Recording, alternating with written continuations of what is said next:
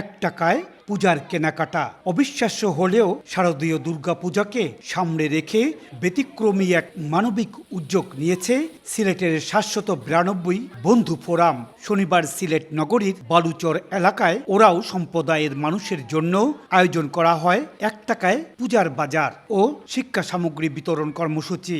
ঈদ ও পূজায় ৯২ এসএসসি পরীক্ষার্থীদের সংগঠন ৭৯২ ফোরাম এই ধরনের আয়োজন করে থাকে। বন্ধু বান্ধবরা নিজেদের মধ্যে সংগ্রহ করি, আমাদের বন্ধুরা যে যার অবস্থান থেকে যতটুকু পারে সবাই মিলে আমাদের এই উদ্যোগ, এখানে আমরা বন্ধুদের সহযোগিতায় আমাদের এই কার্যক্রমটা পরিচালিত হয়।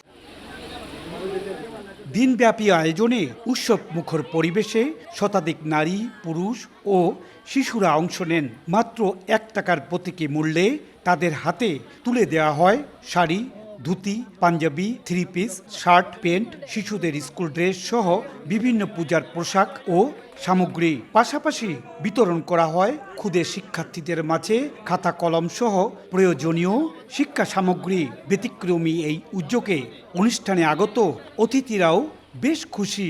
আজকে যেই সম্প্রদায়ের মাঝে এখানে এই ১ টাকার বিনিময়ে পূজার বাজার দেয়া হলো, এটা আসলেই একটি মহতী উদ্যোগ এবং এটা একটা দৃষ্টান্ত হয়ে থাকবে।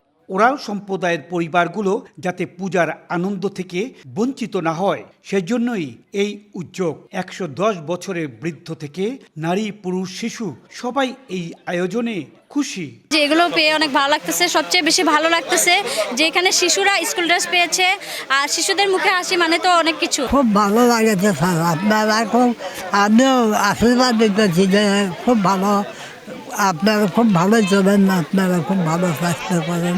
আমরা গরিব মানুষ, একসময় একটা কাপড় কিনতে পারি না, আপনারা সাহায্য করলেন, আমরা তো ভালোই লাগে।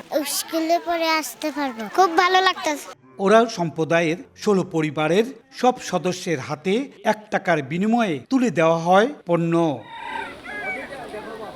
ইকরামুল কবির, সময় সংবাদ, সিলেট।